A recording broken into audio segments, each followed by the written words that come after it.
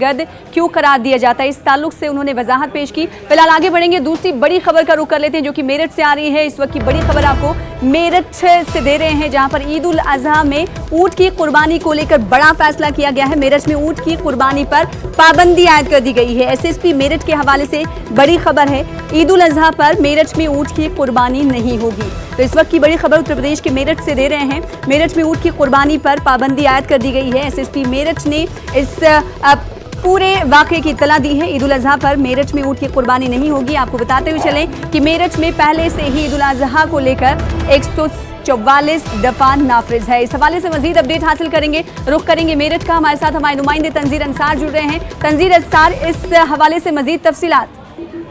जी देखिए, जिस तरह से ये खबर आई है सामने कि मेरठ एसएसपी ने ये जो है हुक्म जारी किया है कि ऊंट की कुर्बानी नहीं होगी और जो अगर ऊंट फरोख्त करेगा या अगर कुर्बानी के लिए खरीदने वाले, दोनों पर कार्रवाई की जाएगी। इस हवाले से ये खबर रात से गश्त कर रही थी, लेकिन क्योंकि कंफर्म नहीं थी ये खबर, और उसके बाद जब हमने सुबह एसएसपी से खुद बात की इस मामले में, तो उन्होंने बाइट देने से इसलिए मना किया कि अभी वो शासनादेश पढ़ लें पूरा, उसके बाद फिर इस ताल्लुक से बात करेंगे।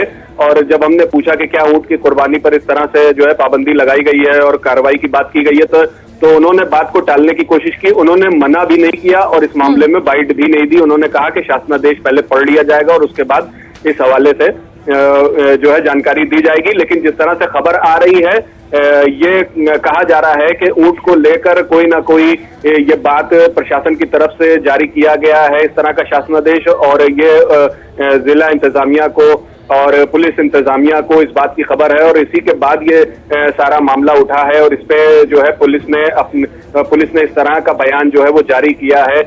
कुछ न्यूज़पेपर्स को भी इस तरह का बयान जारी किया है। लेकिन अब एसएसपी बात करने से भी इस मामले में बच रहे हैं, और डीएम से जब हमारी बात हुई तो डीएम ने भी इस मामले में कुछ भी कहने से वो भी बचते रहे। उन्होंने सिर्फ यही कहा कि जो परंपरागत तरीके से रिवायती अंदाज में पहले से चीजें चली आ रही थी वो होंगी, लेकिन कुछ अलग तरीके से कुछ करने नहीं दिया जाएगा। क्या इससे पहले भी ईद उल अजहा जब होता रहा है, तो क्या इससे पहले भी इस पर पाबंदी थी? बिल्कुल नहीं, आज तक कभी भी ऊंट की कुर्बानी पर पाबंदी नहीं है। जिस तरह से यहाँ मुस्लिम समाजी और मिल्ली तंजीमों का एक बयान भी जारी किया उन्होंने, और आज सुबह क्योंकि 2 दिन के दौरे पर हैं यहाँ पर additional chief secretary Rama Raman, उनसे भी मुलाकात की है जमीयत उलमा के डेलीगेशन ने, और इस मामले में उनके सामने भी बात उठाई है।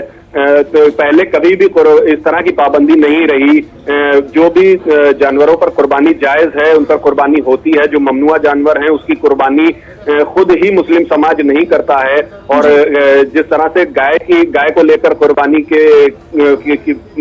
पर पाबंदी लगाने की बात पहले की जाती थी और ये कहा जाता था कि गाय की कुर्बानी कई जगह दी जाती है, लेकिन इस तरह का कोई भी मामला पहले सामने नहीं आया, क्योंकि ममनुआ जानवरों की कुर्बानी मुस्लिम समाज नहीं करता है और इसके लिए अपील भी जारी करता है कि इस तरह का कोई भी हरकत अंजाम ना दे और ना करे जिनसे हिंदू भाइयों के जज्बात जुड़े हुए हैं। लेकिन ऊंट की कुर्बानी पर कभी भी कोई सवाल नहीं उठा है।